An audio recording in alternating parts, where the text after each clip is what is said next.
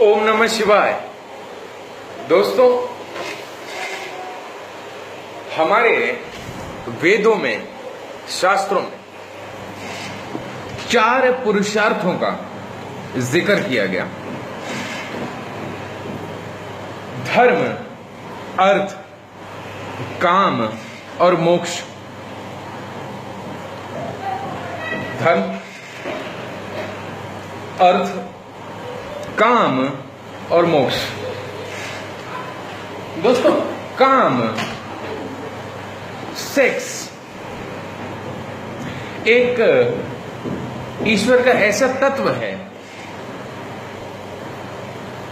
जो अपने आप में सेल्फ हीलिंग सिस्टम है, सेल्फ रिजुविनेटिंग सिस्टम है, और इसी प्रक्रिया से जो है मनुष्य का, विविध जीवों का जो जीवन क्रम है वो आगे बढ़ता रहता है।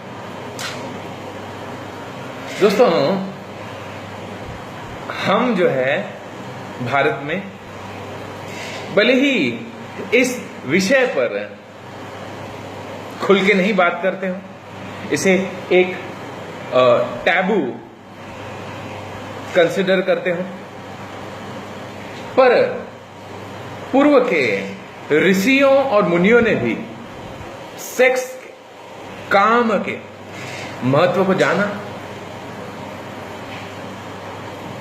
हम खुसराव के मंदिर में देख सकते हैं कि बाहर जो है अलग अलग ऐसी आकृतियां हैं जिससे पता चलता है कि our people in the ancient times also used to celebrate sex. यदि राइट वे से राइट पार्टनर के साथ, राइट पार्टनर का जो है डेफिनेशन हम फिर कभी चर्चा कर सकते हैं। यदि राइट पार्टनर के साथ सेक्सुअल संबंध, यौन संबंध हो, तो मनुष्य की ऊर्जा जो है, एनर्जी जो है वो बढ़ जाती है। इसलिए जब भी कुंडली मिलान होता है तो उसमें अलग अलग चीजें, भकूट, नाड़ी, योनि आदि जो है वो मिलाया जाता है, क्योंकि ये जो है बहुत ही लाइफ का महत्वपूर्ण अंग है। ज्योतिषीय दृष्टि से कौन से ग्रह हैं जो आपको काम वासना का, काम सुख, यौन सुख देने में सक्षम है? तो दोस्तों, सबसे पहले इस कड़ी में जो है शुक्र, वीनस ग्रह जो है वो आपको सेक्सुअल प्लेजर देता है। शुक्र स्वग्रही हो, तुला राशि में हो, वृषभ राशि में हो, या इवन मंगल की राशि में हो, स्कॉर्पियो में हो, मेष में हो, या किसी जल तत्व राशि में हो, कर्क में हो, मीन में हो, तो सेक्सुअल प्लेजर जो है दे के चलता है। मंगल शुक्र की यदि युति हो तो काम इच्छा, काम वासना बड़ी प्रबल होती है। अगर शुक्र जो है वो घी है तो मंगल जो है आग है।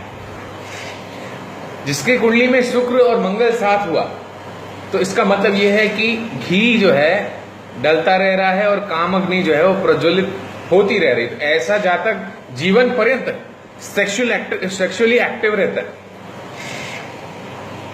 कुंडली में सप्तम भाव, अष्टम भाव और 12वां भाव ये निर्धारित करता है कि जीवन में आपको कितना भोग, सेक्सुअल सुख मिलने वाला है।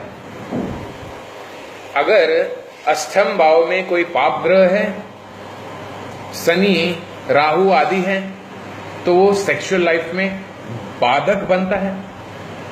इसके अलावा कोई शुभ ग्रह है, शुक्र आदि है, तो सेक्सुअल सुख मिलता रहता है। अष्टम भाव में शुक्र विशेष जो है मल्टीपल पार्टनर्स देता है। दोस्तों, विदेशों में, फॉरेन में आजकल एक प्रचलित शब्द है तांत्रिक सेक्स और स्पिरिचुअल सेक्स और सेक्सुअल थेरेपी आदि। हालांकि वो सब जो है जो terms which they are phrasing are driven from our culture itself. जैसे मैंने कहा, पूर्व के ऋषियों और मुनियों ने जाना कि यदि होश पूर्वक सेक्सुअल एक्टिविटी की जाए तो आपकी जो 7 चक्र हैं उसे एक्टिवेट कर देता है। स्वादिष्ठान चक्र जो है उसे सेक्स से जोड़ के देखा जाता है। तो जितना ज्यादा आपका स्वादिष्ठान चक्र बैलेंस में होगा, आपकी सेक्सुअल लाइफ उतनी ही हेल्दी होगी, या वाइस वर्सा। या आपकी यदि सेक्सुअल लाइफ हेल्दी होगी तो आपका स्वादिष्ठान चक्र अच्छा होगा। और दोस्तों, there are several brain centres in our brain. तो the centre in the brain associated with sexual activity is the same center associated with religion.